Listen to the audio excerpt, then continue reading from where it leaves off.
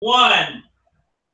Ah! Ah! Julie, have you seen Sean? Have you seen Sean? I can't find him. I can't find him anywhere, and it's so dark. I don't know where he is. You know, the Rockinboxes guy. What the Where is hell? he? What's going on? What's going on, Melvin? Melvin. Oh, Oh. whoa, there he is. Oh, you look just like my sheep. You look like my cute little sheep, with the gnats and stuff. Oh, you're so cute. Well, good evening to you, sir. How are you? Good evening. I'm fine. I'm just hanging out here in the heat wave in You're hanging lovely out. Los Angeles. Oh, right on. So I guess you were really busy this evening. You were working, were you? I was working, yeah, but I had a chance to come home and settle in, so I'm ready to go. I've been thinking about it all day, preparing myself, really getting into the mood of the whole event. I've never done a live interview before. I've only done recorded ones, so this is exciting. Oh yeah, absolutely. This is fun. So everybody, welcome to Rockinboxes presents this week, and my special guest is obviously Melvin, the Mop Boy, Mark Torgl from the Toxic Avenger, the classic movie from 1984. Wow, this is Oh my God, is it that long ago? That's crazy. yeah. Oh, I'm telling you, when you look back on it, I mean, Melvin Junko. Or Melvin Ferd. I have two last names in the movie, and the true Toxic Avenger fan will say, "Well, why do they call you Melvin Ferd?" And then they change it to Melvin Junko. Well, it was just a stupid script mistake. That's why. And I go by both of those names. So it's one of those little trivia moments where you can, when people look for the continuity mistakes, they actually called me by both those names.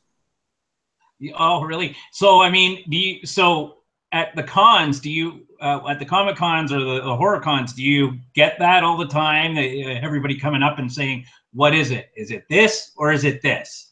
Well, I get it from certain people that, watch the movies Sure. over and over and over again. They're like, why did they change the name? I was like, they didn't do it intentionally. It was a mistake.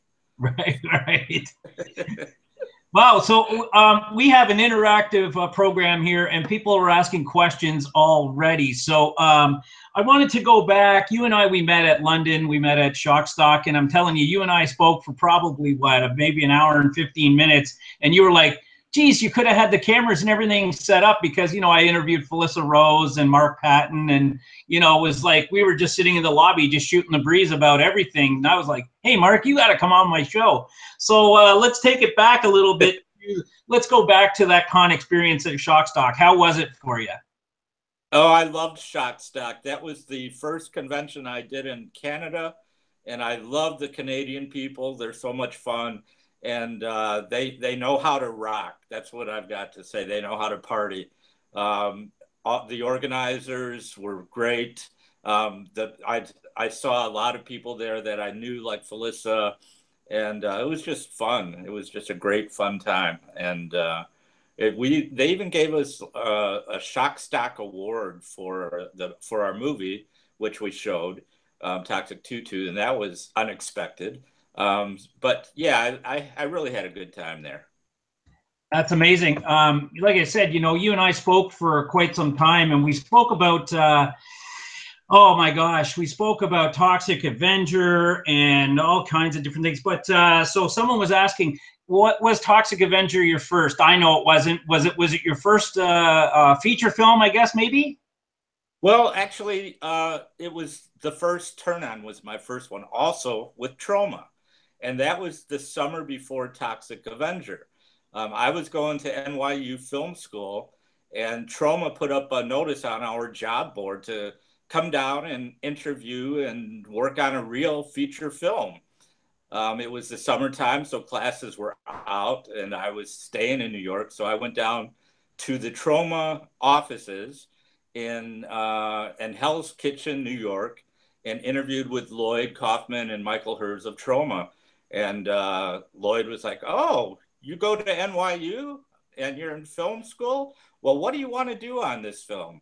You know, I was like, "Well, you're giving me the choice. Can I be the script supervisor because director?" And he was like, "Great, done. What else do you want to do on this film?" I was like, "I enjoy writing. Can I do some writing?" He was like, "Yeah, you can write some additional scenes. What else do you want to do?" I should have said, "Can I direct?"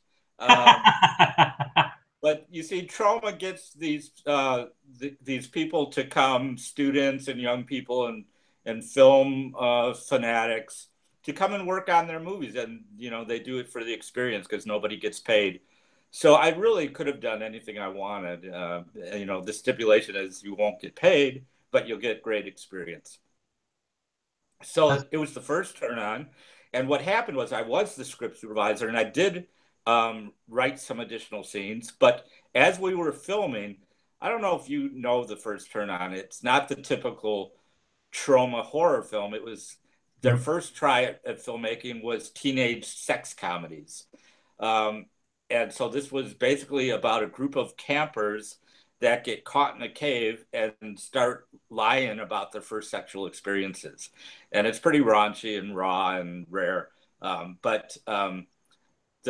was a pretty major character. The counselor, the camp counselor, her boyfriend was a major part in the film, and the actor didn't show up, which is typical of a Trauma film because you never know what's going to happen because it's so random and on the cuff and no one's getting paid, of course.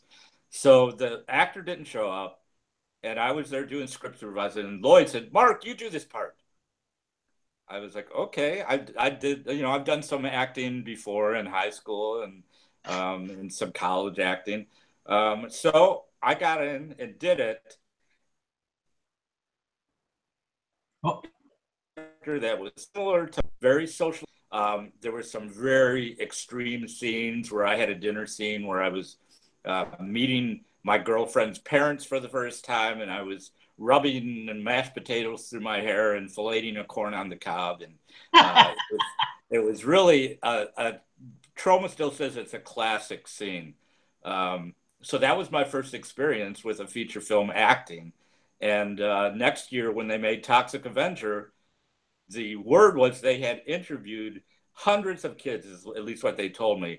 And they were like, what we really want is what Mark did last year on the first turn on. So they called me up, said if I wanted the role, I could have it. They just wanted something similar to what I did before. So I said, "Okay, that sounds good." I said, "Can I still be the script supervisor?" Which I shouldn't have done. But they're like, "Yeah, sure." So I was there for the whole film. Acting and being a script supervisor. And so that was my Toxic Avenger was actually my second feature. All right. Second it. So if you don't mind me asking, how old, if I'm not putting you on the spot here, but how old were you when you did both films in the beginning? Toxic Avenger, whatever. How old were you roughly? I was in my mid-20s and it was one year after another. So it was like 25, 26, something like that. And I can see you doing the math quickly here. No, that's okay. No, I'm not doing it. So how much of the set or how much of the sets do you remember when you were shooting? Like, how much fun was it on set with your, the other actors, and how much fun was it for you as a young man? Did you know that Toxic Avenger would be as big as it is, as a cult following as it is today? Well, when we were shooting it, it was so sort of over the top. Like the comedy and sort of what was going on as far as, the script and the characters were so crazy and over the top. We were always saying either this is going to be the worst movie ever made or it's going to be a huge cult hit. So we actually said that, and it kind of turned out to be both. It was great fun. I mean, I totally knew what I was getting into, especially since this was my second film with them. Right. And I did it totally for the fun of it. I loved the script, actually. I thought it was really clever, and I liked my character, and I worked really hard on it. Just, you know, you have to do a trauma film. You have to go there and do it just for the fun and the experience, because you're not going to get wealthy off of these films.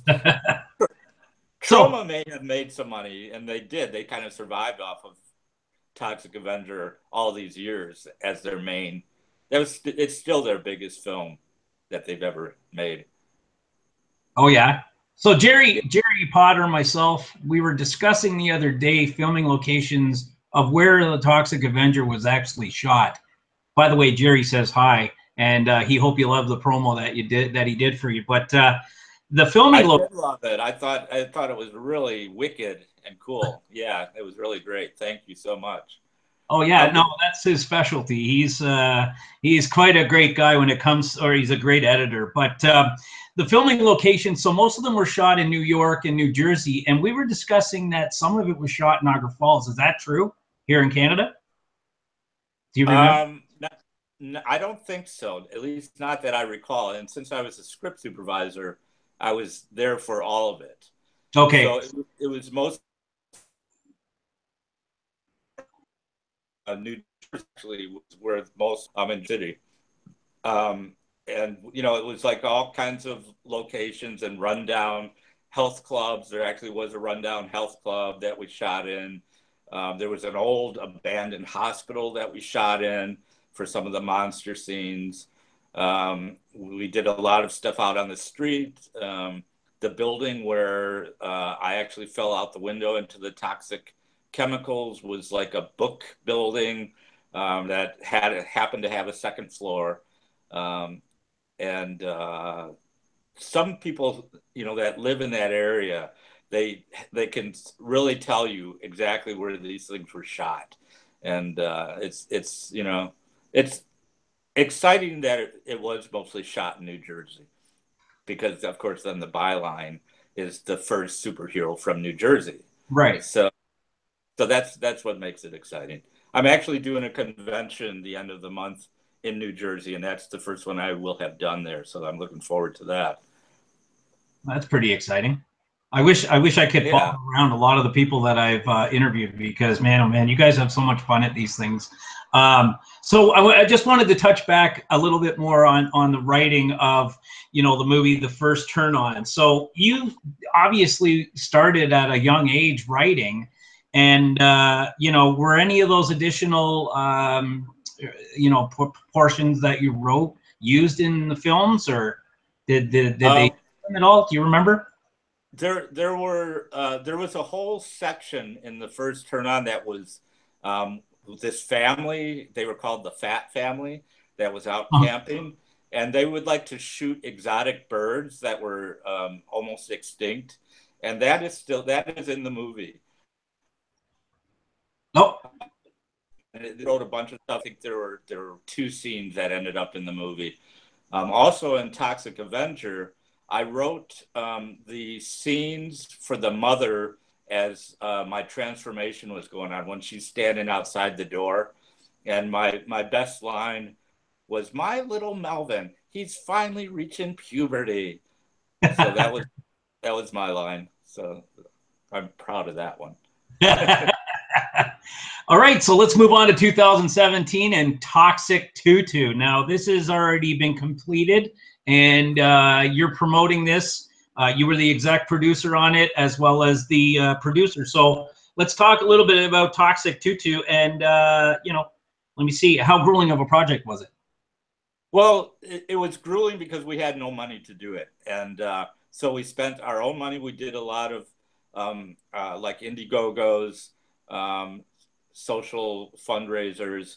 And it all started because I had never done a convention until the first one at Mad Monster Party in North Carolina almost 5 years ago. And since I was a filmmaker, and I was an NYU film student, I asked one of my fellow students to come and let's film it. Let's film what happens at this convention and see if we can make anything out of it. So we did that and had a really good experience with this convention. And along the way, we decided to create a fictional story to go along with the documentary type footage. And 5 years later, here we have a movie that we've shot a lot of it. We've shot at a bunch of conventions. And then we have this fictional story where we shot all over the place, Los Angeles, New York, in the South. We asked to come back to this mad monster party.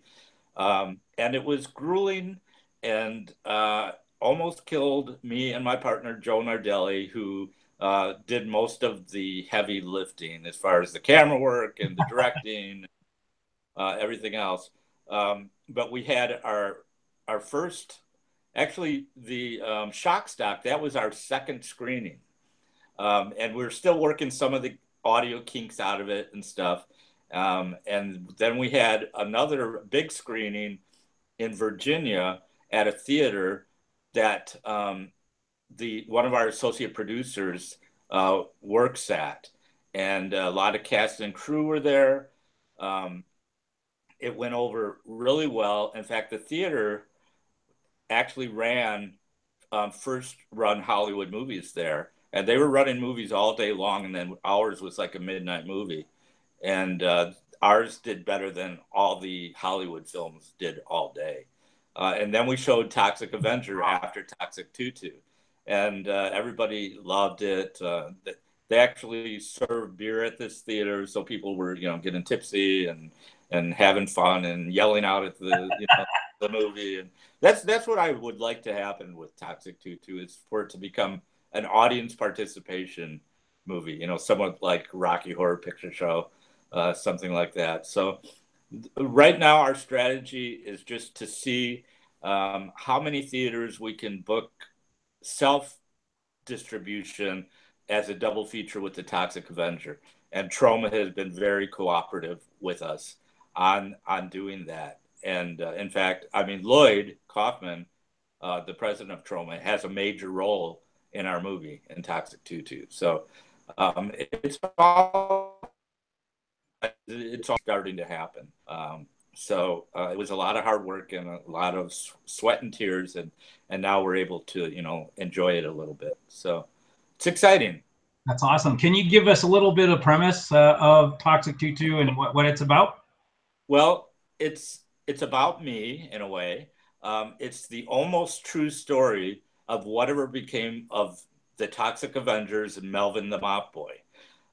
So it sort of follows me around these conventions, and people are inquisitive of where I have been for 30 years, because it's been 30 years since that movie was made.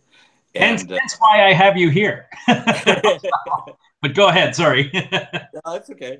And so the idea is we created this fictional storyline that I can't really tell you about without giving away a major point. Sure. But I have something to tell my fans, and it's about why I've been missing for 30 years. I keep trying to tell this message, and people keep stopping me.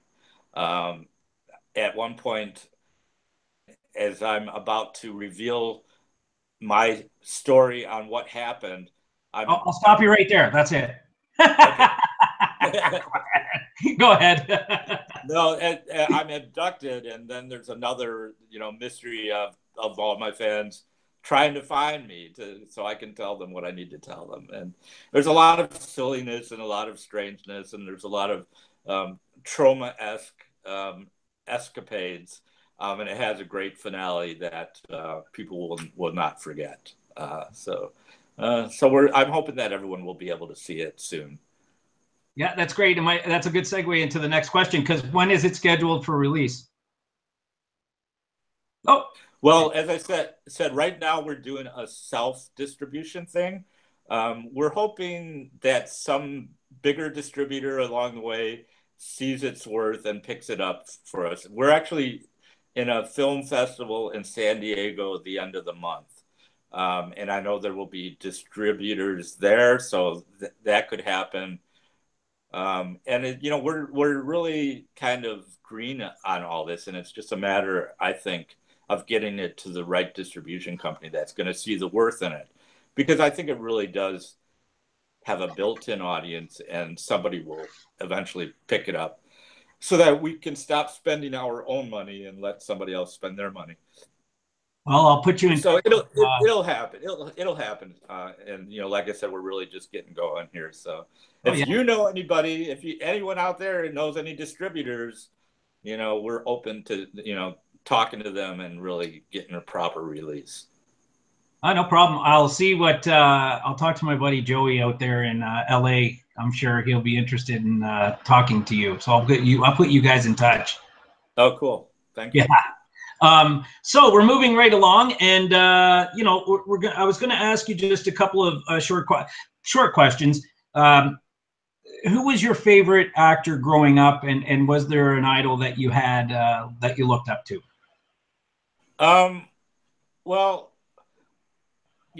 I think one of my early favorite films, and I guess I'm thinking horror now just because, of the genre of Toxic Avenger. I was crazy about Night of the Living Dead. And I had a chance to meet those actors at a convention recently. It was the brother and sister that were, in the opening scene, and the brother gets taken away and the girl becomes one of the major characters. Sure. That was really fun to meet them. I'm a big fan of The Shining and Stanley Kubrick films, and Jack Nicholson, and I love Martin Scorsese films, and Al Pacino, and just that whole genre of dirty industry films. As far as I always loved Martin Brando. I have a very wide range of likes and actors. So sure.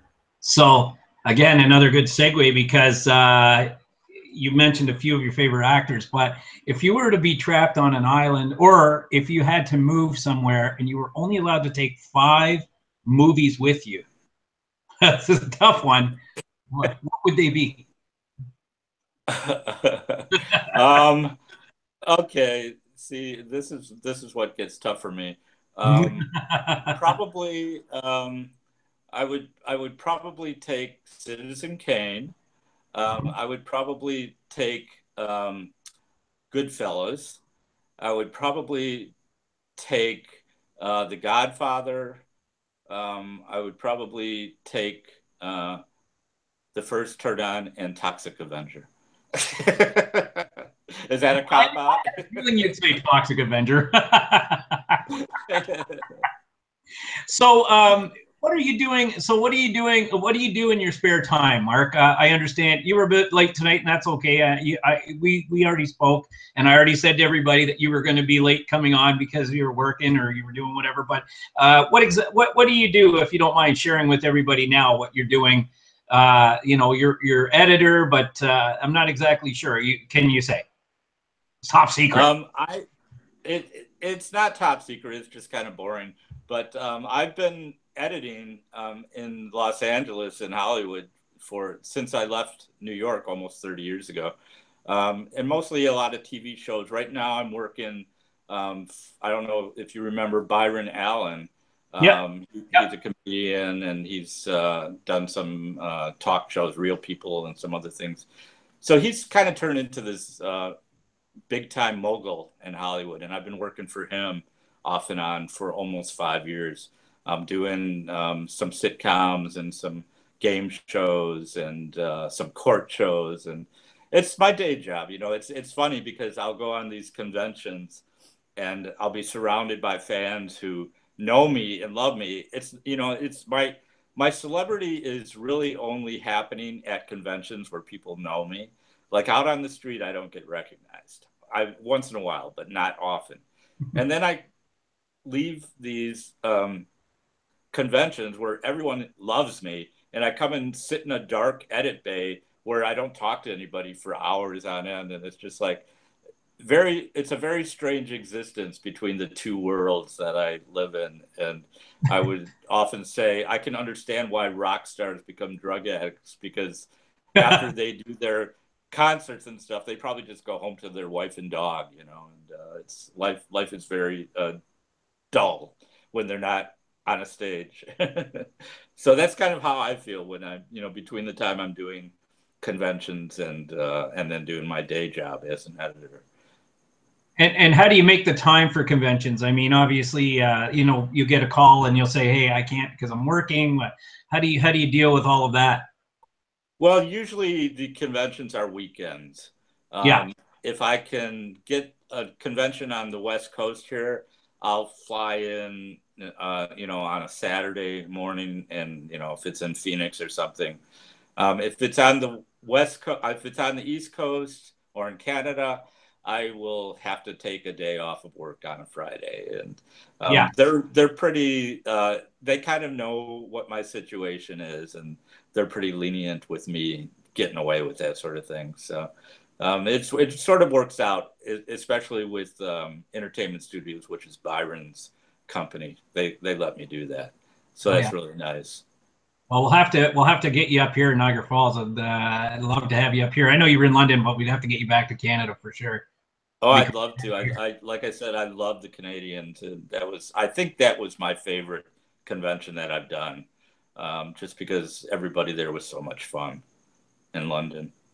Oh yeah, yeah. It was my first horror con. I've been to you know, the regular Comic Cons, but yeah, that was my first horror one. And you're right, they partied so hard at the Oh end. yeah, oh yeah, You remember Bill? He was with me that night. He was sitting behind us eating the pizza. oh yeah, yeah. He's on, and he was asking. So what was we already touched on your favorite movies, but so I'll ask this one for him. Your favorite project that you did work on, of all the projects that you worked on. Well, it probably was the Toxic Avenger, just because the experience was so fresh and new and crazy and wild, and I could just be over the top and, you know, ridiculous. Um, the latest, the Toxic 2, I wouldn't say it's because it was very stressful and very it was very time consuming, and you know, dealing with the producing end of things is a lot more stressful than just being an actor. So I would say the Toxic Avenger. Now I'm also in Troma's newest film, Return to Nukem High Part 2, Right. which has just come out. In fact, I haven't even seen it yet, so I haven't seen my performance, but I hear I have a pretty wicked experience in a broom closet. I mean, I know I do. I was there filming it, but I haven't seen it yet. So. Where can people find that? Well, I'm pretty sure you can go to the Troma website, Okay. and they have a streaming service, and I'm pretty sure it's there. But again, this is also very brand new, so you'd have to check to make sure that you can get it there. I think you can though. That's awesome. Yeah, so I'll go check it out, and if you know, when I re-edit everything, I'll post the link down below for people to go check that out. So you know, I've come to the end of the interview, and I want to thank you for your time.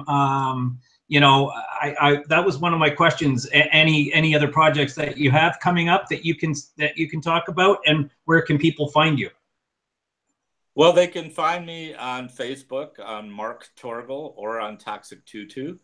Um, Toxic Tutu is my fan based page, and then Mark Torgl has sort of turned into a fan page too, because I've ended up with thousands of fans that, you know, I'm thinking somehow I've got to get a link, a Facebook that just my family and friends know about, so that I Yeah, can you're private. easily Yeah. see what's going on. But it's all been good because, you know, we're trying to as much, and so, you know, we're doing that primarily through Facebook. We also have a website, toxic22.com, which lists all sorts of stuff. We're trying to have a store on there, but you know, the thing that everyone wants are DVDs, and we're not releasing those yet until we have a proper theatrical and/or release with a distributor. And you know, one of the streaming services, Netflix or something like that, we're hoping for. So, but out of all those, if you Google Toxic Tutu, you can find us in a million places. Or if you Google Mark Torgl, you can find pages and pages and history of things. And it's so much stuff that I can't even get through it all. So it's not easy to find me. I mean, it's not hard to find me. Yeah. So again, I want to thank you for your time. Stay with me. Don't hang up after we say goodbye here. So Bill just quickly wanted to say you needed a stage name, and I'm going to assume that Melvin is Melvin the Mop Boy. Is that what it would be essentially? Yeah, that's what I'm stuck with. Melvin the Mop Boy. Yeah. So there you go, Bill. Your question has been answered. So I would like to thank everybody that joined us. Let me see. Okay. I would like to thank everybody that joined us this week on Rockinboxes Presents. It was a pleasure to have Mark on to give us all the info and regarding Toxic Tutu. Be looking for that soon. I will obviously promote it out. You guys know me. I do that well. And as soon as I know it's out, then you guys will know it's out. So that's it for me. Don't forget, guys, stay tuned for Kevin R. Phipps, who was the director of Friday the 13th Part 3. That's coming out in honor of Richard Brooker. I will be interviewing him September 18th, guys. Thanks. You guys be good to one another. I love you guys. And a final word from Melvin the Mop Boy. Thank you, Sean, and Rockinboxes.